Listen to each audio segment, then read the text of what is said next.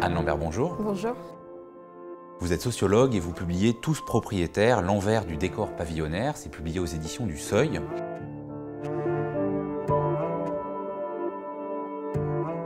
Pourquoi la propriété d'une maison individuelle est-elle promue dans le discours politique et dans les dispositifs publics depuis maintenant des décennies ?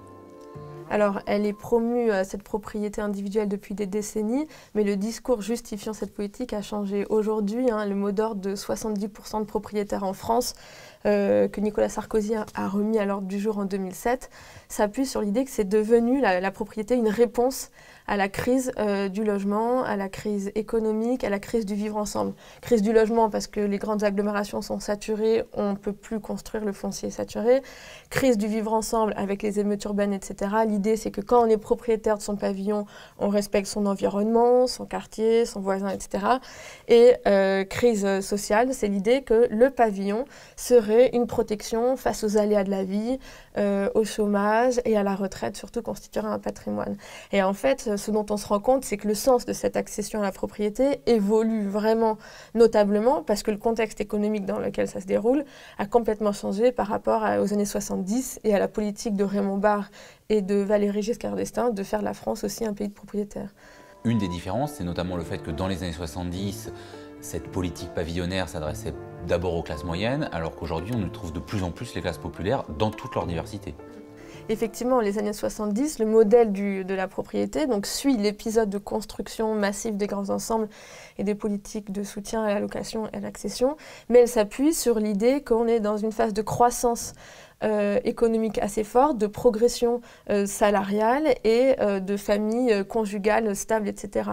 Dans les années 2000, les socles sur lesquels s'appuie cette propriété changent complètement. On vise des classes populaires qui, parallèlement, sont de plus en plus touchées par le chômage, par la précarité, par les séparations conjugales, etc. Et donc on voit que le remboursement des crédits est devenu compliqué, est rendu compliqué par les évolutions sociodémographiques et économiques qui sont structurelles aujourd'hui dans la société. Quels sont les aspects de l'envers du décor pavillonnaire que vous décrivez ? Il y a un aspect économique, forcément, ce dont on parlait, les crédits immobiliers, la difficulté à rembourser. Mais en France, on n'a pas de surendettement massif pour raison d'endettement immobilier. Donc les effets pervers, ils sont plus subtils, plus cachés, et on s'en rend compte quand on suit les familles dans le temps. Il y en a plusieurs. Il y a premièrement la déception des familles pour la scolarisation des enfants. On arrive dans des zones vertes, on pense que les voisins seront des classes moyennes stables, etc. Et on se rend compte que les écoles peuvent être aussi des ZEP. Il y a des ZEP dans les campagnes, dans les espaces périurbains. Et pour les parents qui ont cette mobilité résidentielle, le projet d'ascension sociale est un peu menacé à cause de cet environnement imprévu. Et puis le deuxième point aussi, c'est sur la condition, le rapport au travail salarié des femmes surtout. Parce que l'éloignement géographique des centres d'emploi, il pèse dans le couple sur la personne dont le salaire est plus faible. On doit arrêter de travailler parce que la mobilité géographique est trop coûteuse, on n'a pas de mode de garde, etc. Donc généralement, l'arbitrage, il se fait de de la façon suivante. La femme quitte progressivement son emploi salarié et se replie dans l'espace domestique où elle s'occupe des enfants, prend en charge le soin de la maison, du pavillon, les courses, etc. Et on voit que c'est un réel enfermement pour ces femmes qui parlent de prison dorée, d'enfermement et de déprime au fur et à mesure des années. Mais alors, en dépit de ces aspects négatifs, vous montrez quelque chose d'assez surprenant par rapport à l'image médiatique qu'on a de ces zones pavillonnaires, notamment à chaque élection, c'est que ce ne sont pas forcément des espaces de petits blancs de plus en plus tentés par le vote FN. Pas que, effectivement, c'est la thèse très en vogue qu'on connaît du pavillonnaire comme zone de refuge pour petits blancs déclassés, employés qualifiés, artisans déclassés. Là, ce qu'on observe, c'est une évolution, alors certes minoritaire, mais assez massive sur le territoire, qui est celle de la progression des ménages issus de l'immigration dans le périurbain. Immigration pas seulement portugaise, italienne ou espagnole, en fait qu'on connaît bien et que Annie Fourcault avait étudié dans les lotissements défectueux dans l'entre-deux-guerres, mais qui est une progression de l'immigration maghrébine, nord-africaine, mais aussi d'Afrique subsaharienne. Ce sont des ménages qui s'installent, qui achètent pour les mêmes stratégies résidentielles que les autres familles et qui sont de plus présentes dans ces zones pavillonnaires. Alors, à la surprise des autres familles, des autochtones, des élus qui ne savent pas toujours comment les accueillir ou comment contenir le racisme ambiant dans ces territoires. Mais alors pourquoi est-ce qu'on nous raconte à chaque élection que ce sont des espaces de repli et d'entre-soi ? Alors, on raconte ça parce qu'il y a quand même une réalité sociologique au fond, c'est que ce sont les zones où le vote FN est un vote qui progresse le plus. La progression du vote est la plus forte. Mais dans l'absolu, ce ne sont pas les pavillonnaires, et en particulier si on raisonne en termes de classe sociale, les groupes présents sur place qui votent le plus FN. Le vote FN, on sait, par Annie Kollwald, par Schwartz, par d'autres chercheurs, qu'il est très répandu parmi les artisans, par exemple, et beaucoup moins chez les ouvriers ou les employés instables du tertiaire. Donc ce ne sont pas ces ménages, en tout cas pas ces nouveaux propriétaires qui votent massivement FN. Et il y a une confusion qui est faite dans le débat souvent entre ces zones géographiques, ces nouveaux ménages, ces nouveaux venus, et qui est à repenser complètement. Une superposition qui n'est pas justifiée d'un point de vue sociologique. C'est-à-dire que donc être propriétaire d'une petite maison individuelle ne mène pas forcément à un vote conservateur. Au contraire, effectivement, ce n'est pas une question de statut d'occupation du logement. La propriété n'engendre pas mécaniquement un effet de repli sur soi et de vision politique du monde, de droite, individualisme, etc.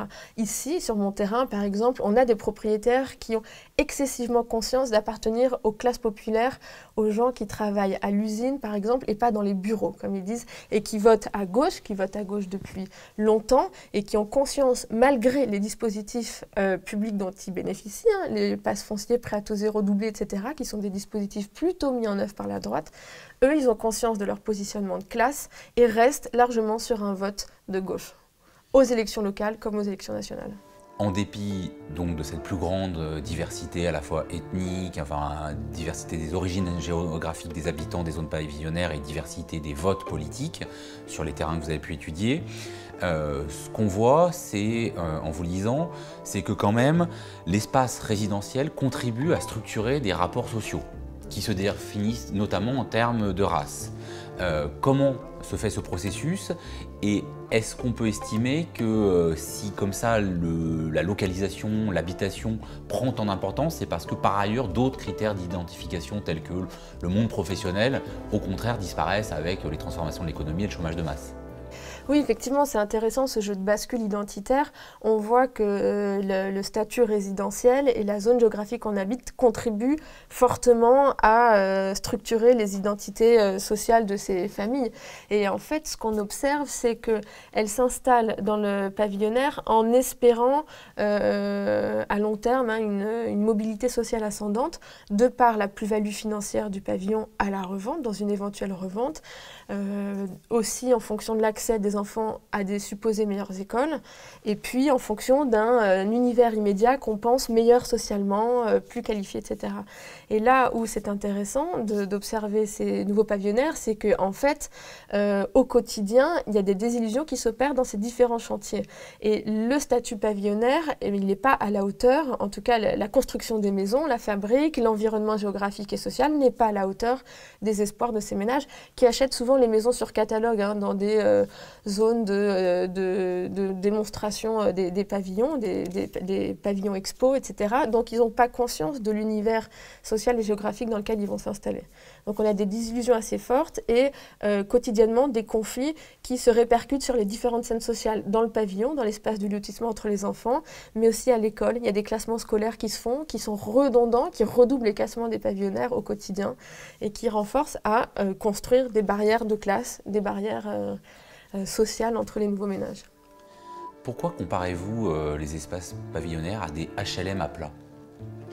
Alors cette expression, c'est une expression indigène en fait. Ce sont des ménages accédants qui ont dit ça au cours d'un entretien. Je trouve ça très intéressant parce que cette expression exprime deux choses. Premièrement, elle montre que d'un point de vue architectural, urbanistique, on se retrouve dans des habitats pensés comme individuels, mais en fait où la promiscuité est déjà très forte et la qualité de la construction assez faible. Et les ménages en ont conscience, ils ne sont pas dupes. Ils achètent des maisons, mais ils n'ont pas du tout un sentiment d'embourgeoisement en fait. Ils savent que c'est du plat, du carton-pâte, comme ils disent, une promiscuité géographique très forte. On voit ses voisins, on voit dans les maisons qui sont quasiment mitoyennes. Donc géographiquement, spatialement, on a une promiscuité verticale, horizontale, pardon, qui rappelle la promiscuité verticale des grands ensembles et les mauvaises qualités de construction qu'on avait dénoncées dès les années 60. Et puis socialement, en fait, c'est aussi une image sociale pour ces pavillonnaires. C'est une manière de dire que le voisinage, il n'est pas du tout celui des petits blancs stables qu'ils attendaient trouver en s'installant dans le périurbain. Et au contraire, ils s'installent et en arrivant, ils découvrent que les maisons qui se montent à côté, ce sont aussi des ménages issus de l'immigration qui s'installent, ce sont des ménages aussi précaires qui s'installent, voire des ménages très précaires pour ceux qui bénéficient des passes fonciers, des prêts à taux zéro doublés et qui peuvent financer à près de la moitié le coût de la maison avec les aides d'État. Donc socialement et matériellement, on a une facture de ces lotissements pavillonnaires qui leur rappellent le monde HLM qu'ils ont quitté. Si les espaces pavillonnaires peuvent être comparés à des HLM à plat, est-ce qu'on se prépare à vivre une crise du pavillonnaire comme on a vécu une crise des grands ensembles à partir des années 80? Et est-ce que cette crise pourrait être comparable à ce qu'on a vu aux États-Unis à partir de 2008 où la crise des subprimes, c'était aussi une crise de la propriété individuelle? Alors effectivement, à terme, c'est-à-dire dans 10-20 ans, on risque de voir venir une crise massive du pavillonnaire pour différentes raisons. La crise des subprimes, on ne l'aura pas sous cette forme en France parce que le système du crédit n'est pas basé sur les mêmes garanties que les crédits hypothécaires américains. Donc on n'aura pas de surendettement massif avec des ventes massives de pavillons amenant des zones complètement vides, non habitées, etc. Par contre, ce qu'on risque d'avoir, ce sont des ménages précarisés, paupérisés, qui ont du mal à entretenir les espaces communs, exactement comme dans les grands ensembles, hein, avec les frais de réfection des voiries, les frais d'entretien des lampadaires, des boîtes aux lettres, des poubelles, etc.